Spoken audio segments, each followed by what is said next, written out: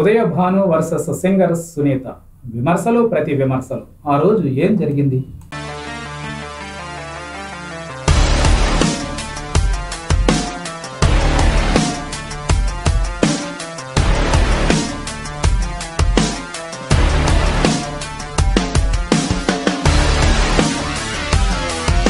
ఆ మధ్య జరిగిన ఒక ఇంటర్వ్యూలో యాంకర్ ఉదయ భాను సింగర్ సునీత పేరు చెప్పకుండానే ఆమె మీద విమర్శలు గుప్పించింది. ఒక మ్యూజికల్ షోలో ఒక గాయని తనను స్టేజ్ మీదకి కూడా పిలవకుండా కావాలని అవమానించింది అని ఉదయ భాను చెప్పి బాధపడిందని, తనని పూర్తిగా పక్కకు పెట్టేసి తనకి తానే యాంకర్ లాగా ఫీల్ అయిపోయిన సునీత ఇష్టం వచ్చినట్లు ప్రవర్తించింది అని ఉదయ భాను ఆరోపించింది. పేరు సునీతది చెప్పకపోయినా సునీతనే అన్నట్లు వార్తలు గుప్పుమన్నాయి.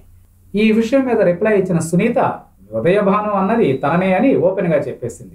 తాను ఎవరిని ఉద్దేశపూర్వకంగా బాధ పెట్టలేదు అని, తాను ఎవరిని బాధ పెట్టకూడదనే అనుకుంటాను తప్ప కక్షలు తనకి లేవు అంటోంది సునీత.